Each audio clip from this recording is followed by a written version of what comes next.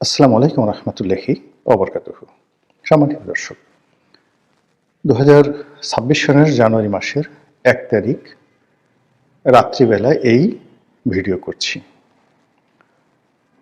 বাংলাদেশের গণতন্ত্রের অবিসংবাদিত নেত্রী বেগম খালেদা জিয়া মারা গেলেন এবং তার পরের দিন 31শে ডিসেম্বর তার জানাজা হলো। জানাজার পরের দিন পুরো ঢাকা শহরের একটা বিরাট অংশ আমি ঘুরেছি।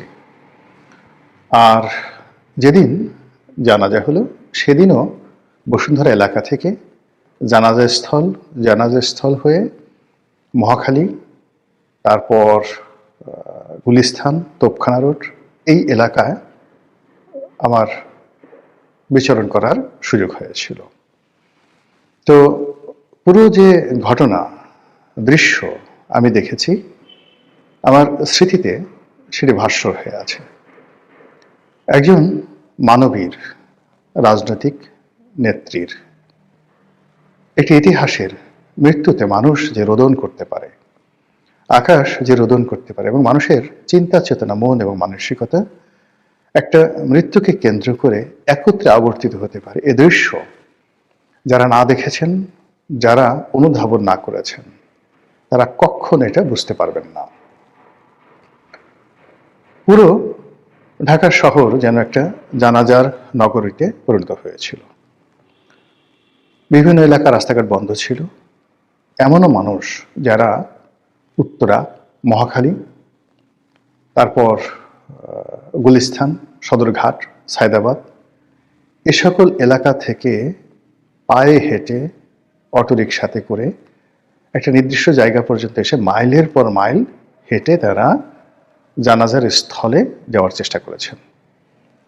অনেকে এই জানাজাতে অংশগ্রহণ করার জন্য গ্রাম অঞ্চল থেকে একদিন আগে রওনা করেছেন।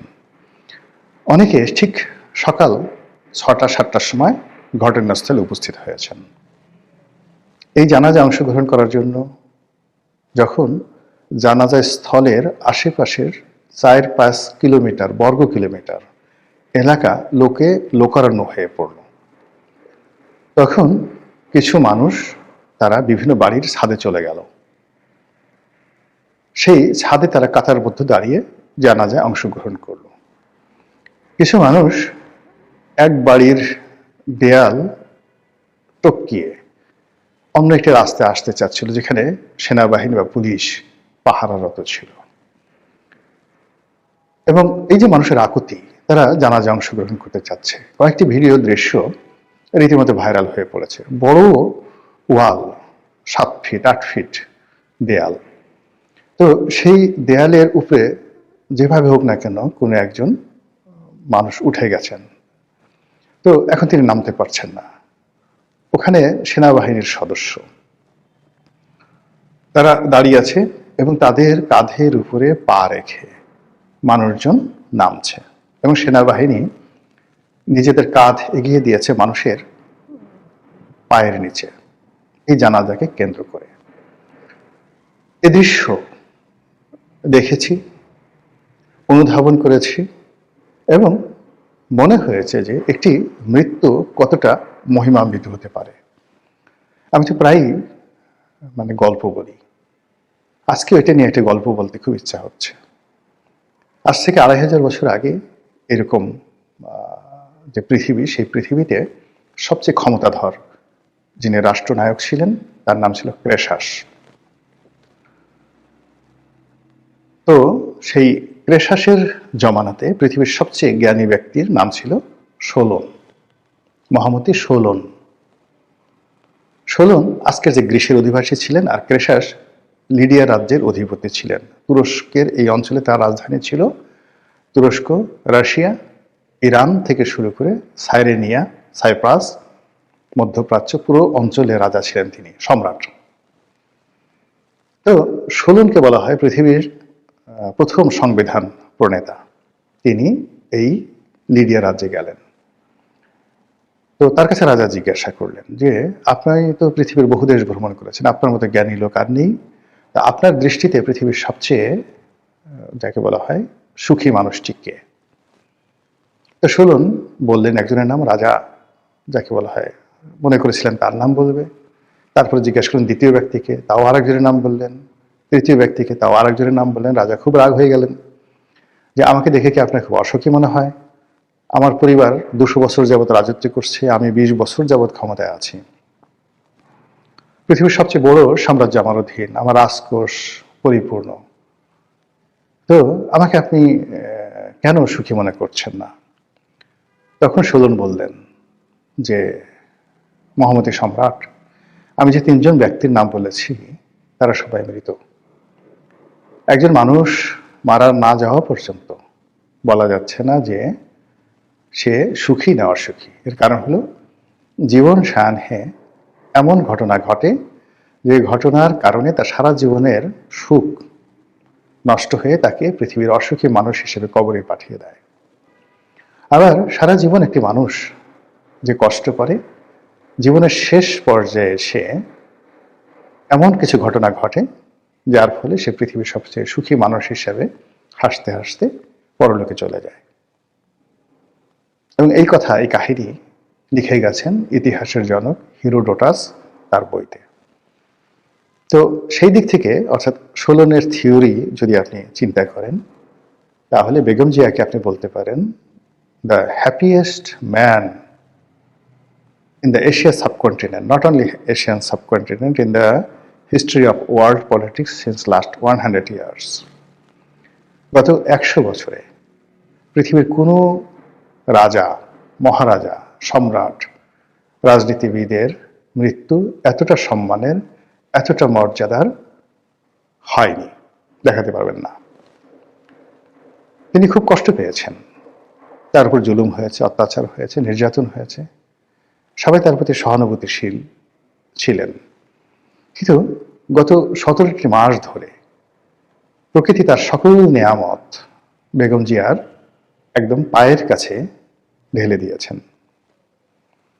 তিনি যেখানে গিয়েছেন প্রকৃতি হেসেছে, তিনি যেখানে গিয়েছেন পৃথিবীর তাবৎ সৃষ্টিকুল অন্তরস্থল থেকে শ্রদ্ধার্ঘ তার হাত মোবারকে, তার কদম মোবারকে, তার চেহারা মোবারকে নিবেদন করেছে, স্যালুট দিয়েছে, সালাম করেছে, স্পর্শ করেছে, দূর থেকে তাকে দেখে শান্তি পেয়েছে। তার পরিবার পরিজনের সঙ্গে তার দীর্ঘদিনের বিচ্ছেদ, তার সন্তানের সঙ্গে দীর্ঘদিন দেখা হচ্ছিল না, তার আদরের নাতনি, তার পুত্রবধূ, তাদের সঙ্গে তার দূরত্ব ছিল, এবং তার একমাত্র সন্তান বাংলাদেশে আদৌ আসতে পারবে কিনা এটা নিয়ে তার মনে আক্ষেপের শেষ ছিল না। তো তিনি যখন এই যে পট পরিবর্তন হলো গত 17 মাসে, তিনি প্রথম বিদেশে যাওয়ার সুযোগ পেলেন। তার পরিবারের লোকজনের সঙ্গে ইংল্যান্ডে মোলাকাত করলেন। তার পুত্রবধূ তার সঙ্গে বাংলাদেশে দেখতে এলো, আর তার দ্বিতীয় সন্তান যিনি মারা গেছেন কখন, তার যে স্ত্রী শর্মিলী এবং শর্মিলের সন্তানেরা পুরোটা সময় বেগম জিয়ার একদম কাছাকাছি ছিলেন এই শেষ দিনগুলোতে। একেবারে তিনি যখন হাসপাতালে মৃত্যু সজ্জায়, তার আগে 25 তারিখে তার প্রাণপ্রিয় সন্তান বাংলাদেশে এলো এবং মায়ের লাশ নিজের কাঁধে বহন করে সেই লাশ সমাধিস্থলে কবরের মধ্যে একমাত্র জীবিত পুত্র সে স্থাপন করলো, জানাজাতে অংশগ্রহণ করলো, মায়ের জন্য দোয়া করলো। বিশ্বাস করেন, একজন প্রয়াত রাজনীতিবিদের জন্য এর চাইতে বড় সম্মান, বড় স্বীকৃতি, বড় মর্যাদা আর হতে পারে না। এটা বেগম জিয়ার ক্ষেত্রে এবং বিএনপির ক্ষেত্রে, বাংলাদেশের রাজনীতির ক্ষেত্রে, সকলের ক্ষেত্রে একটা রীতিমতো মাইলস্টোন হয়ে আছে। এবং এই যে বেগম জিয়ার মৃত্যু, এই বেগম জিয়ার মৃত্যু আমাদের দেশের রাজনীতিকে আগামী দিনে গৌরবোজ্জ্বল করবে। রাজনীতির যে গতিপথ, এটি পরিবর্তন করে দেবে। আমাদের রাজনীতিতে অতীতে যারা বড় বড় নেতা ইন্তেকাল করেছেন, বঙ্গবন্ধুর মর্মান্তিক মৃত্যু, শহীদ প্রেসিডেন্ট জিয়াউর রহমানের মর্মান্তিক মৃত্যু, তারপর এরশাদ সাহেবের মর্মান্তিক এবং অবমাননাকর মৃত্যু, এর পাশাপাশি অন্যান্য যারা রাজনীতিবিদরা ইন্তেকাল করেছেন, ঠিক বেগম জিয়ার মতো এইভাবে মানুষের ভালোবাসা, মানুষের শ্রদ্ধার্ঘ তাদের নসিবে জোটেনি। ফলে কি হলো, এই যে বেগম জিয়ার এই যে জানাজা, তার মৃত্যু এবং মৃত্যু পরবর্তী ঘটনা, এগুলো আগামী দিনে যারা রাজনীতি করবেন এবং এখন যারা রাজনীতি করবেন তাদের জন্য একটা পোর্ট্রেট হিসেবে, তাদের জন্য একটা ইতিহাস হিসেবে, তাদের জন্য একটা ম্যাগনা কার্টা দলিল হিসেবে, এমনকি একটা রাজনীতির সংবিধান রূপে তাদের সামনে থাকবে। তাদের মনে হবে যে আমাদেরও বেগম জিয়ার মতো এভাবে কাজ করতে হবে, আপোষহীন হতে হবে, অন্যের ব্যাপারে মন্দ চিন্তা করা যাবে না, সারাক্ষণ শুধু টাকা পয়সা লুটপাট, চুরি চামারি, ধান্দাবাজি এসব করা যাবে না, কাউকে ব্যক্তিগতভাবে আঘাত করা, অপমান করা, ক্ষতি করা, এই কাজগুলো করা যাবে না। ধীর স্থিরভাবে সবকিছু মেনে নিতে হবে, তাহলে প্রকৃতি একটা সুন্দর প্রতিদান দেবে। এটি এই বেগম জিয়ার যে জীবন চরিত্র, তার যে কর্মময় জীবন এবং তার যে অন্তর্ধান বা মৃত্যু, তার যে চিরবিদায় এবং চিরবিদায়ের যে আনুষ্ঠানিকতা জানাজার মাধ্যমে হলো, জানাজার মাধ্যমে যে আকুতি এবং দোয়া হলো, যা কিনা আজকের দিন পর্যন্ত আমি যে ভিডিওটি করছি পুরো দেশকে শোকাচ্ছন্ন করে রেখেছে, সেটি আগামী রাজনীতির জন্য একটি মাইল ফলক হতে পারে যদি রাজনীতিবিদরা সেটি অনুসরণ করতে চান। মহান আল্লাহ আমাদের সবাইকে হেদায়েত দান করুন এবং হেফাজত করুন। আসসালামু আলাইকুম রহমতুল্লাহি ওয়া বারাকাতুহু।